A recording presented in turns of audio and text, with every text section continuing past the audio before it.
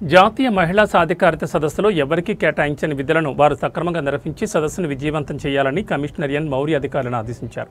ఈ నెల 14-15 తేదీల్లో తిరుపతిలో జరగనున్న జాతీయ మహిళా సాధికారత కాన్ఫరెన్స్కు విధులు కేటాయించిన అధికారులతో కమిషనర్ సమావేశమే దిశానిర్దేశం చేశారు. ఈ సందర్భంగా కమిషనర్ మాట్లాడుతూ సదస్సుకు సంబంధించిన ఏర్పాట్లు తదితర అంశాలపై అధికారులకు విధులు కేటాయించామని తెలిపారు. విధుల్లో ఎవరూ అలసత్వం వహించకుండా ఎవరికి కేటాయించిన విధులను వారు సమర్థవంతంగా నిర్వహించాలన్నారు. వచ్చిన అతిథులకు ఎటువంటి ఇబ్బందులు లేకుండా చూసుకోవాలన్నారు.